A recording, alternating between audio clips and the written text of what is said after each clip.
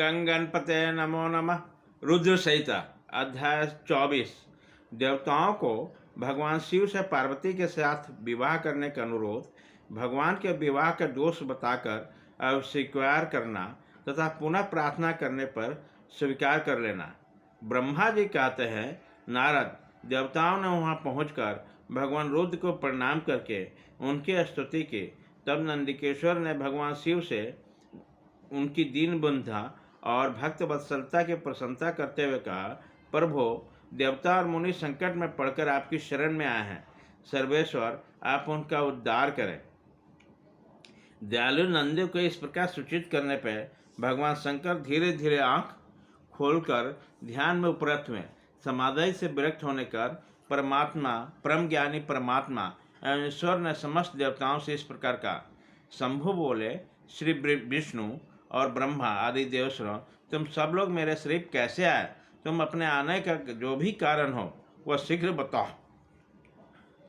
भगवान शंकर का यह वचन सुनकर सब देवता प्रसन्न हो कारण बताने के लिए भगवान विष्णु के मुंह की ओर देखने लगे। तब भगवान शिव के महान भक्त और देवताओं के हितकारी श्री विष्णु मेरे बताए हुए देवताओं के महत्तर कार्य को सूचित करने लगे। उन्होंने कहा, शंभो, तारकासुर ने देवताओं का अत्यंत अद्भुत एवं महान कष्ट प्रदान किया था। यही बताने के लिए सब देवता यहाँ आए। भगवान, आपके औरस पुत्र से ही तारका दैत्य मारा जा सकता और किसी प्रकार से नहीं। मेरा यह कथन सर्वथा सत्य है। महादेव, इस प्रकार विचार करके आप कृपा करें। आपको नमस्कार है। स्वामीन, तारकासुर के द्वारा उपस्थित किए गए इस कष्ट से आप देवताओं का उद्धार कीजिए। देव शंभो, आप दाहिने हाथ से गिरिजा का परिग्रहण करें। गिरिराज हिमावान के द्वारा दी हुई महानुभावा पार्वती के परिग्रहण के द्वारा ही अनुग्रहित कीजिए। श्री विष्णु के यह वचन सुनकर जोगपरायण भगवान शिव ने उन सबको उत्तम गति का दर्शन कराते हुए इस प्रकार कहा, देवताओं, जो ही मैंने सर्वांग सुंदरी गिरिजा देवी को स्वीकार किया तो ही समस्त सुरेश्वर तथा ऋषि मुनि सकाम हो जाएंगे। फिर वह परमार्थ पथ पर चलने में समर्थ न हो सकेंगे। दुर्गा अपने परिग्रहण मात्र से कामदेव को जीवित कर देगी। विष्णु, मैंने कामदेव को जलाकर देवताओं का बहुत बड़ा कार्य सिद्ध किया है। आज से सब लोग मेरे साथ सुनिश्चित रूप से निष्काम होकर रहें। देवताओं, जैसे मैं हूँ उसी तरह तुम सब लोग पृथक पृथक रहकर कोई विशेष प्रयत्न किए बिना ही अत्यंत दुष्कर एवं उत्तम तपस्या कर सकोगे। अब उस मदन के न होने से तुम सब देवता समाधि के द्वारा परमानंद का अनुभव करते हुए निर्विकार हो जाओ, क्योंकि काम नरक की प्राप्ति कराने वाली है।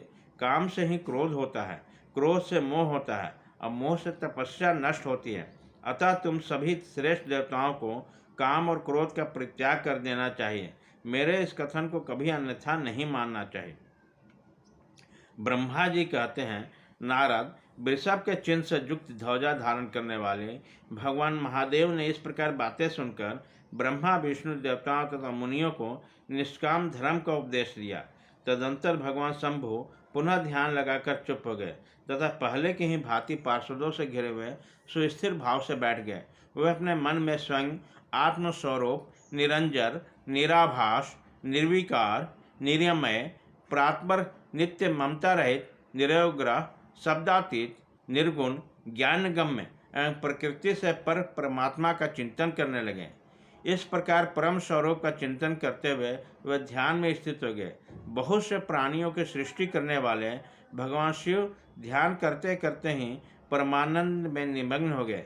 श्री हरि एवं इंद्र आदि देवताओं ने जब भगवान शिव को ध्यानमग्न में देखा तब उन्होंने नंदी की सम्मति ली।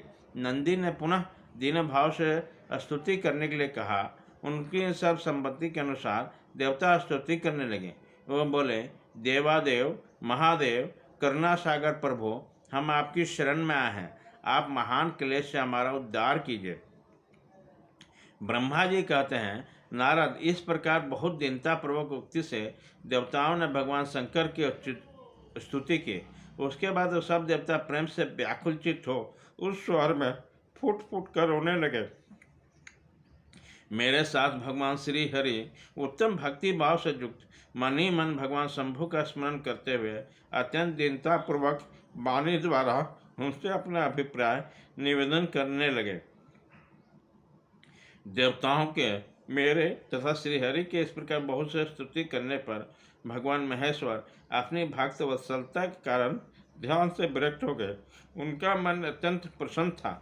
वह भक्त वत्सल शंकर श्रीहरि आदि को करुणा दृष्टि से देखकर उनका हर्ष बढ़ाते हुए बोले, विष्णु, ब्रह्मा तथा इंद्र आदि देवताओं, तुम सब लोग एक साथ यहाँ किस अभिप्राय से आए हो? मेरे सामने सच सच बताओ। श्री हरि ने कहा, महेश्वर, आप सर्वज्ञ हैं, सबके अंतर्यामी ईश्वर हैं। क्या आप हमारी मन की बात नहीं जानते? अवश्य जानते हैं। तथापि आपकी आज्ञा से मैं स्वयं भी कहता हूँ, सुखदायक शंकर, हम सब देवताओं को तारकासुर से अनेक प्रकार का दुख प्राप्त हुआ है, इसलिए देवताओं ने आपको प्रसन्न किया है। आपके लिए ही उन्होंने गिरिराज हिमालय से शिवा की उत्पत्ति कराई है। शिवा के गर्भ से आपके द्वारा जो पुत्र उत्पन्न होगा, उसी से तारकासुर की मृत्यु होगी, दूसरे किसी उपाय से नहीं।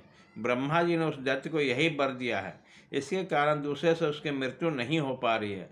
अतएव वह निडर होकर सारे संसार को कष्ट दे रहा है। इधर नारद जी की आज्ञा से पार्वती कठोर तपस्या कर रही है। उनके तेज से चराचर प्राणियों का सहित त्रिलोकी आच्छादित हो गई है। इसलिए परमेश्वर, आप शिवा को वर देने के लिए आ जाइए। स्वामीन, देवताओं का दुख मिटाइए और हमें सुख दीजिए। शंकर, मेरे तथा देवताओं के हृदय में आपकी विवाह के उत्सव के लिए बड़ा भारी उत्साह है। अतः आप यथोचित रीति से विवाह कीजिए। परात्पर परमेश्वर, आपने रति को जो वर दिया था उसमें पूर्ति का अवसर आ गया है, अतः अपनी प्रतिज्ञा को शीघ्र सफल कीजिए। ब्रह्मा कहते हैं, नारद, ऐसा कहकर उन्होंने प्रणाम करके श्री विष्णु आदि देवताओं और महर्षियों ने नाना प्रकार के स्तोत्रों द्वारा पुनः उनकी स्तुति की। फिर वे सबके सब उनके सामने खड़े हो गए।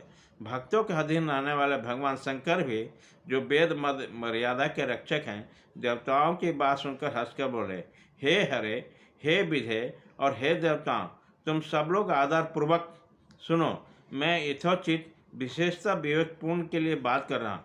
विवाह करना मनुष्य के लिए उचित कार्य नहीं है, क्योंकि विवाह दृढ़तापूर्वक बांध रखने वाला एक बहुत बड़ी बेड़ी है। जगत में बहुत से कुसंग हैं, परंतु स्त्री का संग उससे बढ़कर है। मनुष्य सारे बंधनों से छुटकारा पा सकता है, परंतु स्त्री प्रसंग रूपी बंधन से मुक्त नहीं हो पाता। लोहे और काठ की बनी हुई बेड़िया में दृढ़तापूर्वक बंधा हुआ पुरुष भी एक दिन उस कैद से छुटकारा पा जाता है, परंतु स्त्री पुत्र आदि के बंधन में बंधा हुआ मनुष्य कभी छूट नहीं पाता। महान बंधन में डालने वाले विषय सदा बढ़ते रहते हैं। जिसका मन विषय के विषभूत हो गया, उसके लिए मोक्ष स्वप्न में भी दुर्लभ है। विद्वान पुरुष यदि सुख चाहता है तो विषयों को विधिपूर्वक त्याग दे। विषयों के विष के समान बताया गया, जिसके द्वारा मनुष्य मारा जाता है। विषयों के साथ वार्ता करने के लिए मात्र से मनुष्य क्षण भर में पतित हो जाता है। आचार्यों ने विषय को मिश्री मिलाए हुए बारूणी मदिरा कहा गया है। यद्यपि मैं इस बात को जानता हूँ, यद्यपि विषयों के इन सारे दोषों का मुझे विशेष ज्ञान है, तथापि मैं तुम्हारी प्रार्थना को सफल करूँगा, क्योंकि मैं भक्तों के अधीन रहता हूँ और भक्त वत्सलता वक्त उचित अनुचित सारे कार्य करता हूँ। इसलिए तीनों लोकों में यथोचित कर्ता के रूप में मेरी प्रसिद्धि है। भक्तों के लिए मैंने अनेक बार बहुत से प्रयत्न करके कष्ट सहन किए हैं। गृहपति होकर विश्वेश्वर मुनि का दुख दूर किया है। हरे विधे, अब अधिक कहने की क्या आवश्यकता है? मेरी जो प्रतिज्ञा है उसे तुम सब लोग अच्छी तरह जानते हो। मैं यह सत्य कहता हूँ, जब जब भक्तों पर कभी भी विपत्ति आती है, तब तब मैं तत्काल उनके सारे कष्ट हर लेता हूँ। तारकासुर से तुम सब लोगों का जो दुख प्राप्त हुआ है, उसे भी मैं जानता हूँ और उसका हरण करूँगा। यह भी मैं सत्य सत्य बता रहा हूँ। तथापि मेरे मन में विवाह करने की कोई रुचि नहीं है। तथापि मैं पुत्रोत्पादन के लिए गिरिजा के साथ विवाह करूँगा। तुम सब देवता अब निर्भय होकर अपने अपने घर जाओ। मैं तुम्हारा कार्य सिद्ध करूँगा। इस विषय में कोई विचार अब नहीं करना चाहिए। ब्रह्मा जी कहते हैं, नारद, ऐसा कहकर भगवान शंकर मौन हो समाधियों में स्थित हो गए और विष्णु आदि सभी देवता अपने अपने धाम को चले गए। अध्याय 24।